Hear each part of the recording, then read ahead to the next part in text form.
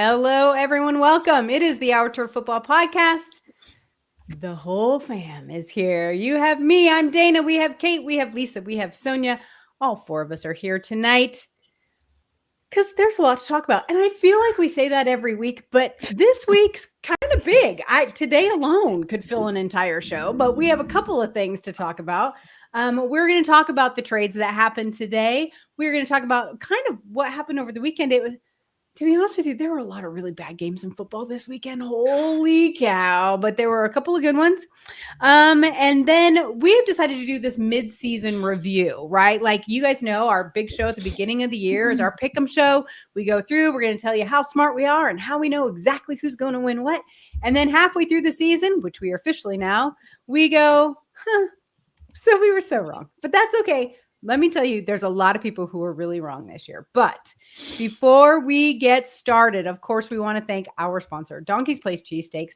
They have 3 locations, Medford, Mount Holly, and Camden, all in New Jersey. They have been our sponsor for 5 seasons now, and they are the kind people that let you watch this without commercials. So give them a round of applause for that. You can also go to goldbelly.com, look up Donkey's Place Cheesesteaks, and they will mail it right to your house. You do not have to be on the East Coast to enjoy that. So please check them out. Give them a hi on social media. Give them a thank you. All the good stuff. So, all right. Am I wrong here, ladies? Was this weekend not good football? Like I don't. Now I will tell you, as a Seattle Seahawks fan, I had a great time Sunday night, which is the last thing Darcy in our comments wants to hear. And Darcy, I'm letting you know right now, I want you to physically type out your rant. I am going to post it. I think I completely agree with what's going on in your head. Darcy is our Commanders fan. But I did game of the week. And I picked Indianapolis. And who the hell did they play? Can't even remember. It was Pittsburgh. No, it was the Steelers. I'm being sarcastic. Let's try. There's a little diss on Aaron Rodgers. Sorry. But I thought we haven't covered those 2 on the weekend yet. Let's do this. It'll be so fun. Oh my God, it was the worst game ever. So yes, I'm going to give Lisa this full opportunity to gloat. Go, Lisa. Take it away. I told you. Just be so. careful. It was just, I still think they're a good team. Don't get me wrong. I still think they got to, Jonathan Taylor's a beast. You still got to stop him. Not this week. But, I think that, that Pittsburgh just balled out. I mean, that defense was flat. 6 turnovers, 24 Where has points that defense been turnovers. all season? We have not seen that defense all season. You're not going to win a game with six turnovers. I mean, I know they came back, but that was that prevent defense in the end. They just killed the clock. But like I said, just watch them because they haven't beat a team over 500. This was for their first team they were faced and they lost. So, but I still think they're a good team. I still think they're a good team. I just think that defense was flying around and, we'll see. They got the tough schedule now. Next, 3 out of 4 games, I think is a tough little run for them. I think you're right too. It is interesting though, because Lisa, we just talked about this last week and that's what you said. You're like, we're giving them all way too much credit, you guys. They're not. And you totally called it. And I texted you halfway through that game and I'm like, girl, you need to gloat because you called that a million miles away. Daniel Jones looked like Daniel Jones from New York City. Yes, he really did. And their offense has relied so heavily on Taylor that as long as they stuffed him, they were doing fine. Now, granted, they had some good plays here and there. It's not like they didn't get anything ever going on offense, but it was so hit or miss. But their defense, I mean, that was Swiss cheese. It was a little bit crazy. We're going to talk about how they decided to say, you know what, screw that. We're not ruining the start in the trades when we talk about them in a little bit. But Kate, was there another game? I mean, I just literally... It just was so blah. I don't think they were bad. There were a lot of very close games. The Broncos-Texans game, I fell asleep during that. I had to get woken up. Look, can we kick one more field goal? To me, it was more some teams that I thought were actually pretty good playing really poorly. Like, I know the Giants lost Scatterbo, but they just made the 49ers look like Super Bowl contenders. And I think the 49ers have just been getting lucky this year. And the Patriots tried really hard to lose to the Falcons. Again, one job. So there were a lot of really close games, and I was just surprised at how some of the really good teams did not play well this week. And so it's hard now at midseason to go, oh, well, these are the clear leaders in each division, because there really aren't. There's a couple, but the way some of them played this week, Green Bay losing like they did to, it's the NFC North is a whole hot mess. So, yeah. It's, the Vikings beat Detroit. I mean, it was just unexpectedly bad play in certain areas and very little defense anywhere. Tons of people putting up 30, 40 points. It's like, what? Did none of the defenses want to? Pittsburgh's defense showed up. Baltimore's defense showed up on Thursday. Yep. Miami's offense is just that bad. But I mean, for the most part, it was score fest all over the place. And I would just like to say, I started Indiana Jones in my fantasy football league with Joe Flacco and his 71.5 points on my bench. Whoo! That Bengals game was shameful. Like, the league I was undefeated in my money league that I play with the emergency room people, I was 8-0. For God's sake, 8-0. Oh, Dana, of course you start Patrick Mahomes. No, you don't. You start Sam Darnold, who ended up with 40 freaking points. I'm like, no, 11 points I got out of Mr. Mahomes. Lisa, I'm just letting you know. All right. I would have told you to start. I would have told you to start because you just don't know which team is going to show up when the Chiefs play Buffalo on either side of the ball. I don't like players on either team in that matchup on my fantasy squad. Yeah, that's what you said. Finally the Bills played like the Bills. I'm so glad about that. What was interesting but they played, regular season Bills. The Bills always beat the Chiefs during the regular season. It's in the playoffs that they can't. So I can't say I was too surprised about that one. Sonia, what happened to your Lions? Yeah. Errors, penalties. I don't know. Dare I say they got a little too comfortable with themselves and kind of took the bye week a little probably too bye-ish and came back and just looked flat, looked awful, looked very awful. And I think that's the best way to describe it. Lots of penalties that just were not characteristic. Yeah, I think they were just flat and yeah. You know what game was amazing this week? Which one? The Bears and the Bengals. Oh my God. The game of the week that I was doing that I was like, I switched over. And even the last 3 minutes of that game were just crazy. It was so fun. That game ended up 47-42. You tell me if you ever thought the Chicago Bears and the Cincinnati Bengals this season would score 47 and 42 points. I just don't think that they can. It was crazy. Caleb Williams was 20 for 34, 280 yards, 3 touchdowns. Ancient old man Joe Flacco, 31 and 47. 470 yards, 4 touchdowns in that game. Insanity. That game was so far the game of the year, in my opinion. It was so good. It was so good.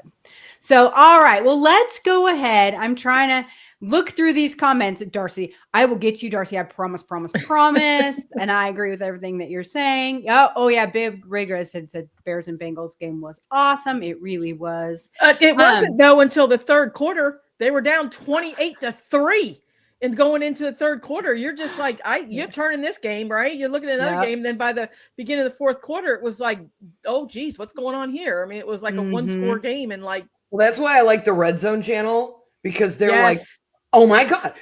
During the Cowboys game, they're like, Stephen A, better get back. They're making a game of it. Like they're so into each touchdown that's going on that it wakes you up to be like, you know what? I'm going to turn the channel and actually go watch this game because there's a whole lot of stuff going on. And we did. We turned off Red Zone and went to and watched the fourth quarter of the Bears Bengals game. It was good. It was so fun. All right. So we have Peter in our comments says, shout out to the people that started Loveland in fantasy before that Bears game. I got rid of Loveland halfway through the season. Could kill myself now. Thank you. All right. Well, let's go ahead and talk about today was the trade deadline for the NFL. And it was busy day. I think they said it was like the second or third most active trade deadline day that they had in I think like since 1970 something or other. I can't remember what the quote was, but dang. All right. So it started out this morning with the Jags. They picked up Jacoby Myers from Las Vegas, wide receiver. It was pretty well known that he was wanting out of Vegas. That was not a place where he wanted to be. He wants to go win somewhere. The Seattle Seahawks traded for wide receiver Rashid Shaheed. Ooh, say that one 3 times fast. From New Orleans. That wasn't really spread. There had been some people talking about that one too, with Kubiak having come from New Orleans to Seattle this year. They thought that would be a really good connection. And a lot of people were confused. Just let me say this on why Seattle would pick up a wide receiver. They do have some other places of need and why this one was important. And I have 2 words for you. Cooper Kupp. And it's not that Cooper Kupp isn't playing well. Cooper Kupp is older. He's NFL. He's not long for this game, right? So, and so Seattle needs to go ahead and kind of look toward the future. Plus, Shaheed is such a speedster. So I think this was a great trade for them. The Bears picked up pass rusher Joe Tryon. Oh my gosh, I'm not going to be able to say that. Shoinka? I can't say that. How do you say it, Kate? He's from I have no idea who he is. Oh, okay. So there you go. Then. I apologize to anyone who's family. All the Cleveland media guys were doing the Twitter things, the X things of Blockbuster Browns trade to get you to click it. And I'm like, who? Where is my depth chart? Who is this? Whatever.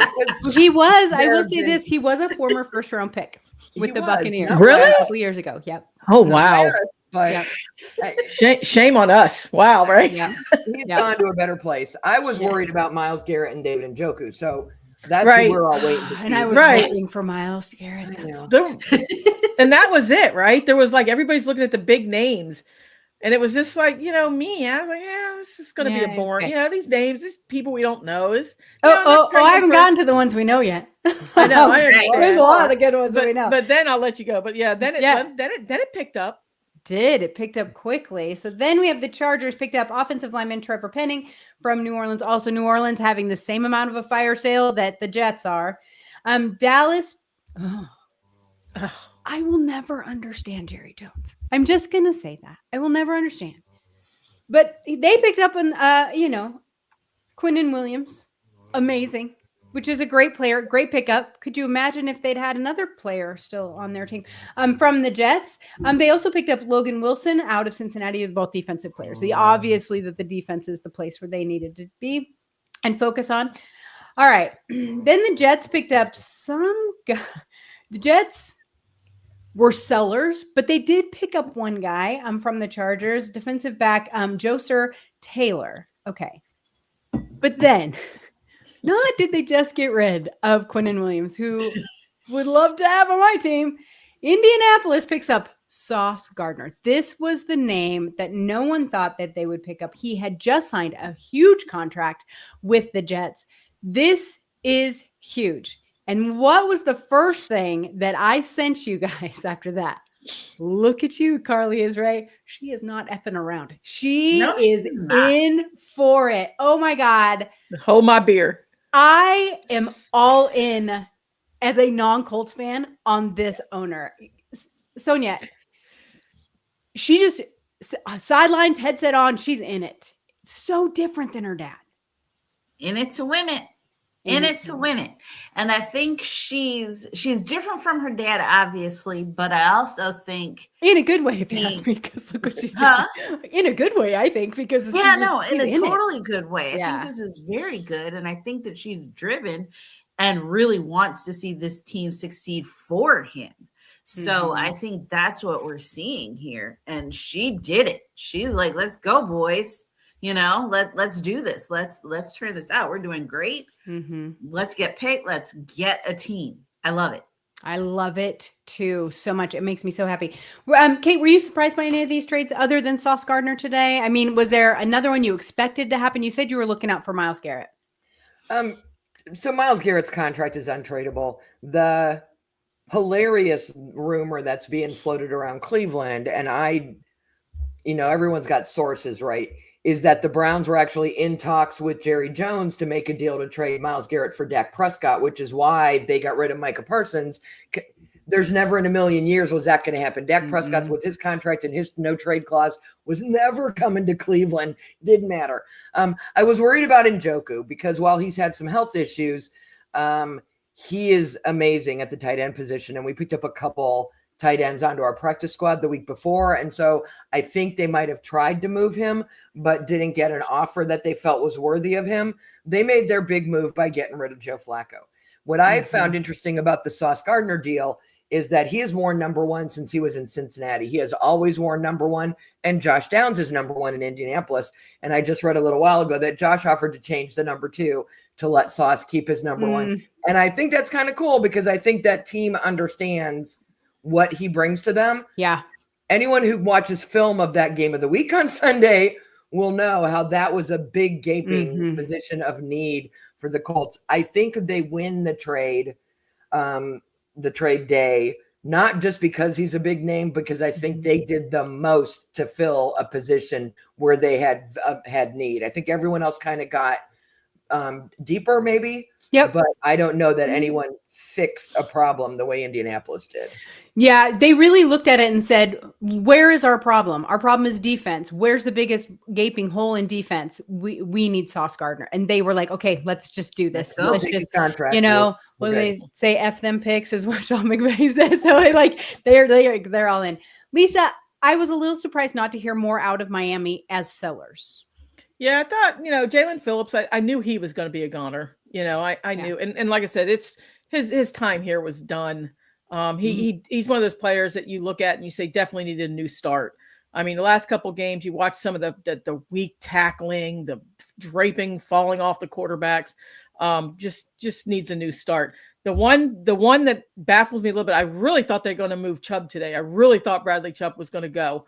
I do think they dangled him. I don't think they got what they wanted for him. I think that was the problem. I think you look at Miami, my opinion on it is I think people saw that team in a little bit of a disarray area right now and probably tried to kind of say, well, let's see what we can get. Let's lowball them, because they need to move people. And I don't think they moved. I think they just got lowballed. I think that people, and that's it. And they just wanted, felt like other teams were taking advantage of them because they knew that they were going to try to get some, but I was really surprised. Chubb, he's the only one. Yeah, he's the only one. I didn't believe Waddle. I knew they weren't going to let Waddle go for at least a first or second. There was no way. But Chubb, I kind of thought they would move. I thought the Cowboys might be interested, a couple of the other teams. But nope, it's just Phillips. I mean, this is something that we might piggyback on when we talk about our mid-season review. There are an awful lot of teams that we know are sellers, but if there's no one buying, then nothing happens. There are a few teams that I think should have been buying. And when we talk about the mid-season, there's a couple of them. I'm like, why did you not make a deal? Like, you're actually playing well. You need a couple more pieces, and you did nothing to get yourself any better. So it felt like teams are more willing to just stay with where they were at than they were to buy this year. I agree. All right, let's go to our comments for just a few. Bob says, I almost feel bad for their fans. He's talking about the Cowboys, but never for Jerry Jones, right? Because Quentin Williams is not cheap. Then we have, we have Peter again. He says, plus Shaheed came from a Kubiak offense when he was there. Should be a plug and play. That's true. That's a huge part of trade. So you have to have people who are ready to go. So I think that's great. Kristen wants to know who we think the biggest splash trade is. I would think it's got to be Sauce Gardner. We just didn't see that coming out of nowhere for sure. And then we have, Peter. Listen, I liked that trade. I remember when the Jets traded away a defensive back for a couple of firsts. Didn't work out for Seattle. Hopefully this works out for the Colts. That is fair. That did not work out. All right. So then Big Red says, did New Orleans shut it down to get a high draft pick for next year? Yes. In my opinion, they're already going to get a high draft pick. I think they want more. They want as many picks as possible as teams who are in full absolute rebuild, which they are. And that's what Darcy says. New Orleans is getting a high pick next year anyway, then try, but that team isn't any good. They can try for sure. And that's when we were talking about the Jamal Adams trade. They went 1-6 with Spencer Rattler. Okay, now is he the problem or is there other issues on the team? Let's put Chuck in there, or however you say his name, and let's see what he does. And if he doesn't do any better, then you know where you're going. Right, you're going to Taysom Hill because Taysom Hill's back on the depth chart. I thought the Taysom Hill experiment was over. I thought it was over. He won't go away. No. Like the STD like of quarterbacks in the NFL. He will not go away. Let's not clip that one, shall we? Oh my God. I don't think Spencer's done there. I just think they really need to evaluate the rest of that team to figure out where the problem is. And I think a lot of teams do. I think I think Miami needs to too. I think they need to shut Tua down and see what you got on the bench, because you got to find a direction in the draft. You got to find out where you're going. Right. I mean, absolutely. Unless you're going to pin another year on Tua, and well, there aren't enough quarterbacks coming in the draft. So the question is, if my quarterback's not the problem, what is the problem? Right. And how do I pinpoint? And how can we make it better with the quarterback we have? I think that was something. It's like, I look at the Colts and I think, they know that Daniel Jones is not the end all be all at quarterback, right? He's been very consistent for them. He complements well with Taylor and that fantastic run game. Like they get it, right? Like they understand he's not going to be Josh Allen. He's not going to be Lamar. He is who he is. And so how do we make the rest of the team work around that? There's going to have to be a lot of teams that do that next year with the quarterback situation coming up in the draft. We don't have any killers in it, right? Or at least from what I've been reading. And so I think that's something a lot of teams are going to have to be looking at on how they do that. All right. I want to give Darcy his minute now, because this talks kind of bleeds into this just a little bit. But so Darcy is a Commanders fan. They played the Seahawks. The Seahawks beat them soundly on Sunday night. And he said, I have a lot to say. And on Twitter, and I said, just don't forget that I'm not part of the team, actually. So don't yell at me. He's like, no, that's not it. So this is what Darcy has to say. Says, and there are some F-bombs in here, people. So if I need to give a little, and that's okay. I don't mind. Spoiler alert. Power to the people. Power to the people. Spoiler alert. Yeah. My problem isn't the loss. It's keeping your franchise quarterback already coming off of 2 injuries when it was 38-7 and the game was already bleeping over. What are you bleeping gaining from that? This was really interesting to me because let me see. And then his next one was thought we were done with stupid, dumb decisions, dumb, needless injury that didn't need to happen in the first place. I agree. And I will tell you that this was very interesting to watch, because I was watching the game, to watch social media as that happened. And it was Seahawks. I have so many Seahawks fans on my social media.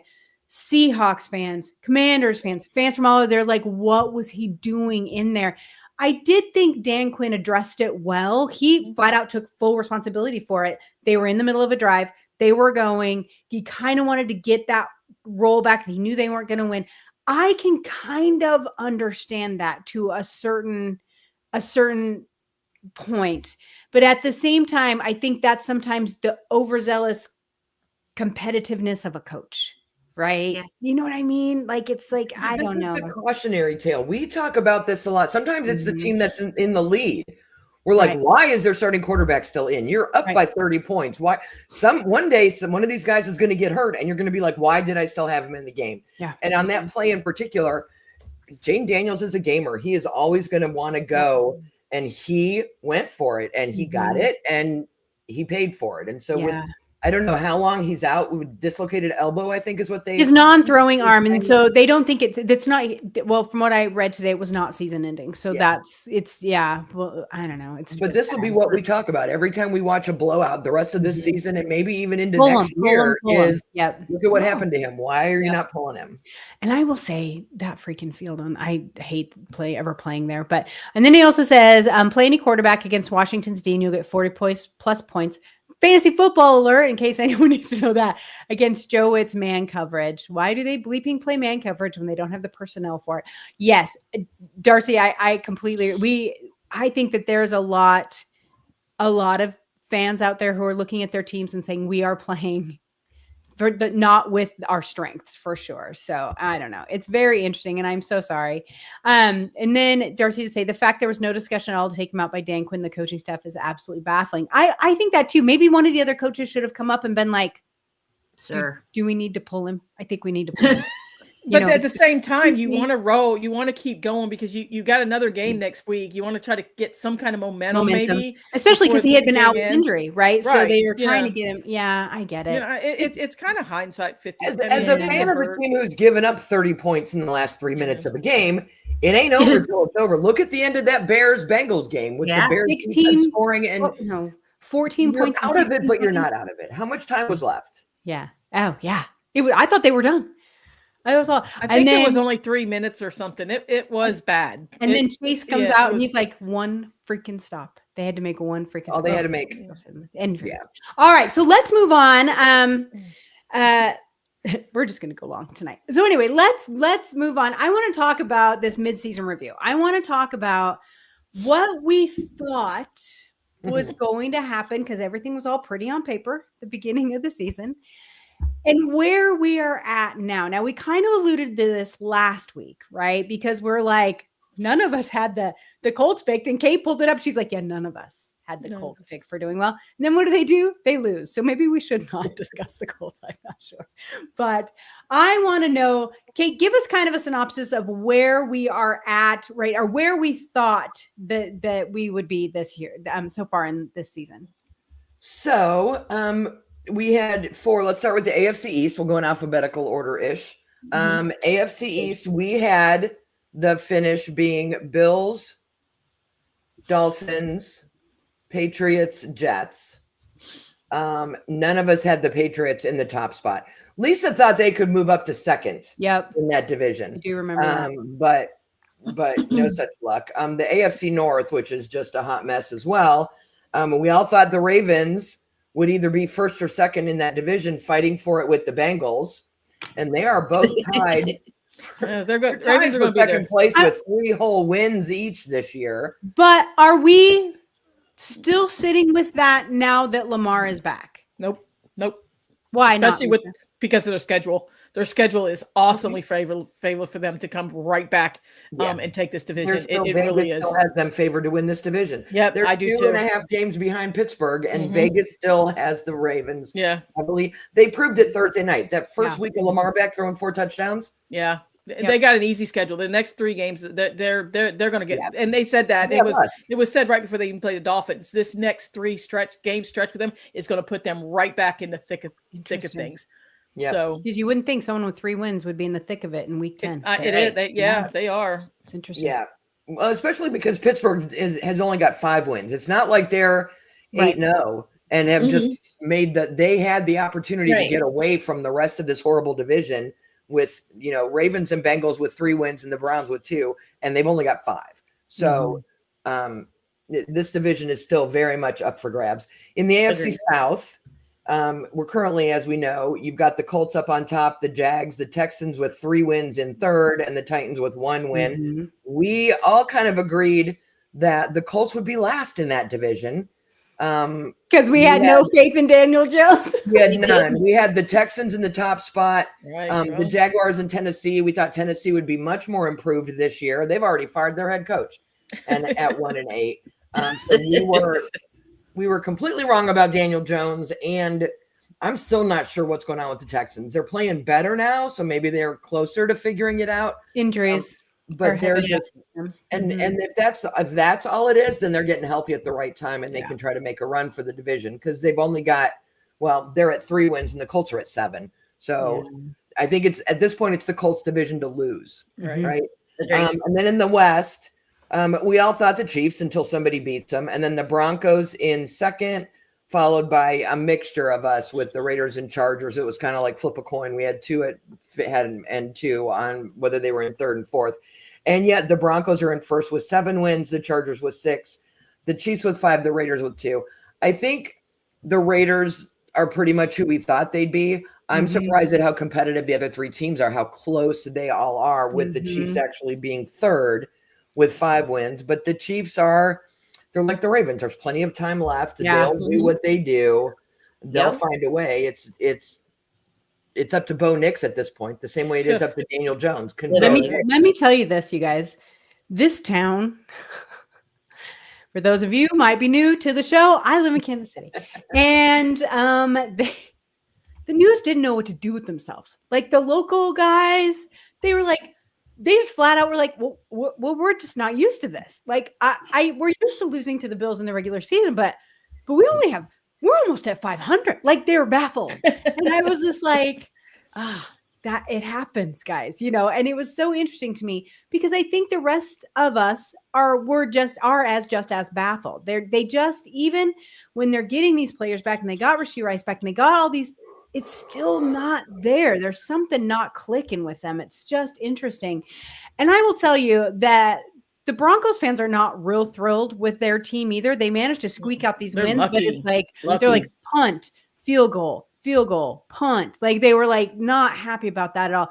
The AFC, which Sonia, in my opinion, the AFC has been kind of the automatic, we know who's going to be their division or conference, excuse me. Yeah.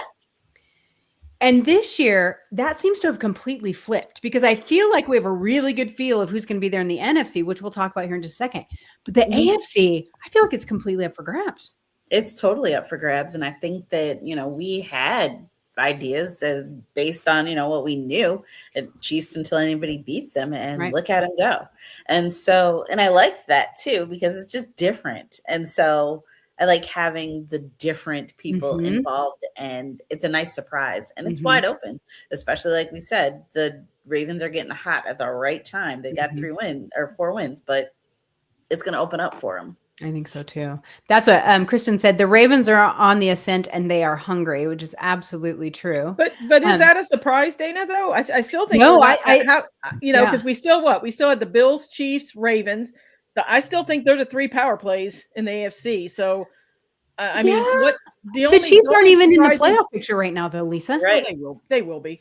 But I think I think the Colts to me are the only surprise. I think everything else I thought we kind of nailed. I mean, it's still the same kind of teams to me. The Jags are better than I thought they would be. They are a little hit or miss for sure, but they are better than I thought they would be for sure. I think we were a little hesitant to see how they were going to use Travis Hunter. And now we get to see them without Travis Hunter for 4 games. But I think that one was a little surprising. The Chargers are definitely better than I thought they would be. I know that everyone thought evil Harbaugh was going to be able to turn this around, but I just didn't know if they had all the pieces.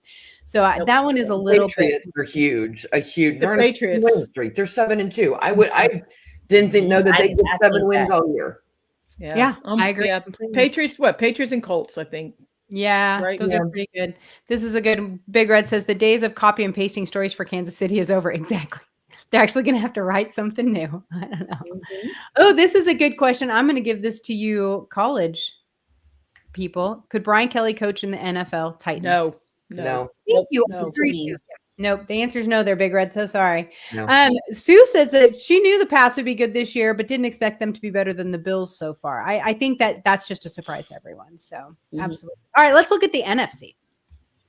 Rams. Yeah, the NFC is a little more in line. In the NFC East, currently you've got Eagles with 6 wins, and then Cowboys and Commanders with 3, Giants with 2.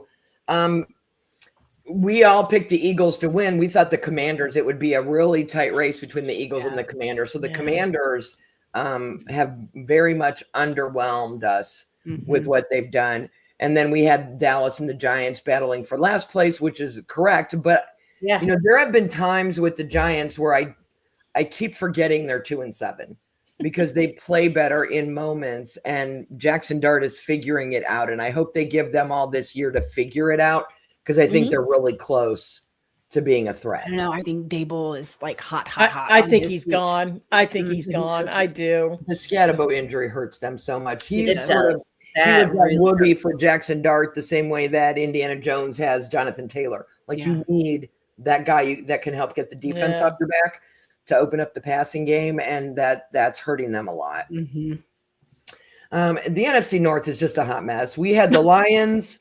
And then the Packers, and then the Bears, and then the Vikings. None of us thought the Vikings were going to do much this year, except for me. I sadly thought they'd be okay. But in reality, you've got the Packers, Vikings, and the Packers, Lions, and Bears all with 5 wins. Wild. And the Vikings with 4, and they had just beaten the Lions. They're all the same team. It's very confusing. Who tweeted about if the Packers and the Lions lose, it's going to be a wide open division? Was that you, Dana, that that Texas. I retweeted that. Yes. Yep. So I think it was Daniel Jeremiah maybe that had said it originally. Because what happened was, and we're going to talk about the NFC West, and then the NFC North. They're like this, right? Like, because all the teams are so tight and so close, one stumble from one division to the other pushes the other one. So now if you look at the playoff standings, the NFC West has 3 teams in it instead of the NFC North. And so it's just that tight and that close. Yeah. And fun fact, the Bears are 5-3. They won 5 games all of last year. I know. So I feel very comfortable saying they're going to do better than last year's win total. If they don't win another game this year, you can point all of their fans at me and I will take the heat for jinxing them. But good for them. Yep. Good for them. Yeah. The Yes. NFC Okay. South. We all just expected Tampa Bay to run away with this division with Atlanta. Look at you, Panthers, behind them, and Buccaneers with 6. The Panthers have 5 wins. Damn. And we had them in the bottom of the None division. of us called that.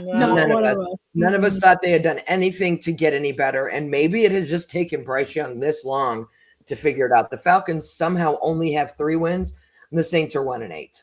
It's not good there. I have Big Red's prediction for this division, which was Saints, then Panthers, then Buccaneers, then Falcons. So he had about half of them right. Yeah.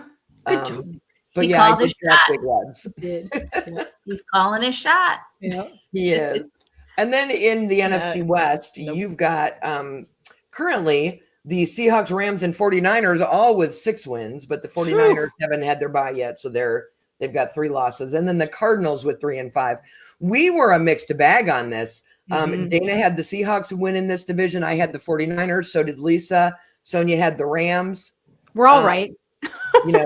Dana and I both had the Rams in second. Lisa had the Cardinals in second. Sonia had the 49ers in second. Like, we were all over the place with this division. And you can see why. I think the Cardinals have completely underperformed. The Kyler Murray injury, I don't think, is the only reason. But I didn't expect the other teams to all be at 6 wins at this point, to be basically tied for first. So what's interesting about the Cardinals is Kyler Murray now, they went to talk to another doctor. The dude is just broken constantly, right? Broken. Yeah. Like Tua. In fact, someone in the comments, like at the very beginning of the show, was like, Lisa, a short quarterback, injured again. Like, it was like, yeah. The thing of it is that they think he could be out 4 to 6 weeks again now, right? And so, but Jacoby Brissett played beautifully on Monday Night Football, right? And that defense was for real. And that's the difference. So we have to remember with the Cardinals, you cannot write them off. And the reason for that is because they had so many training camp and first and second game injuries, gutted them, absolutely gutted them. All those players are coming back. And so the Cardinals could be much, at least on the defensive side of the ball. I think their offense still has some issues, but on the defensive side of the ball could be a much tighter race. So here's what I'm hearing you say, Kate, is we were just kind of wrong. Like, on some of them, we weren't so wrong, right? Like, maybe. I'll give us 50-50. So Darcy said this, and Darcy, I think you said this on Twitter too. I'm pretty sure I might have retweeted it.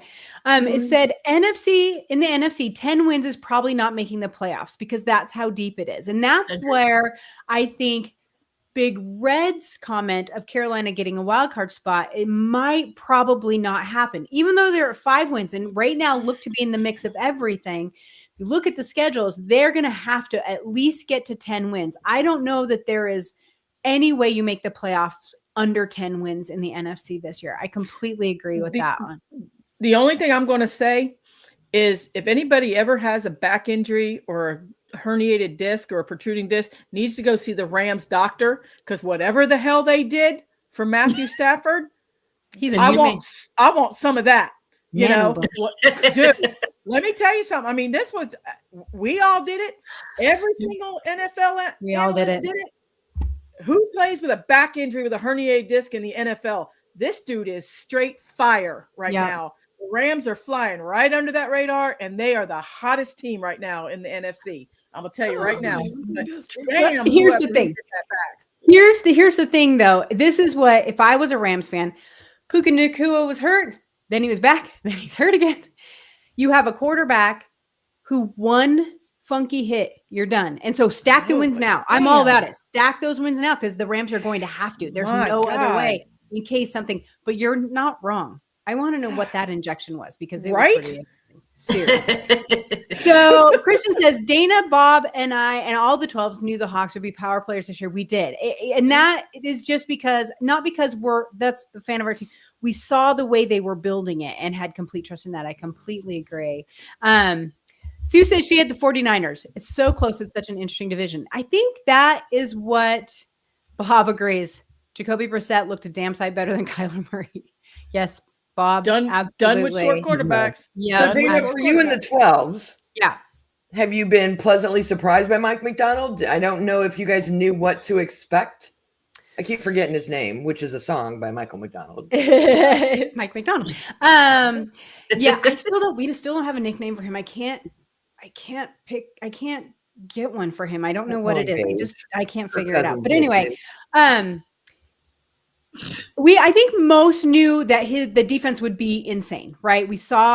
Most people had seen what he had done with the Ravens defense.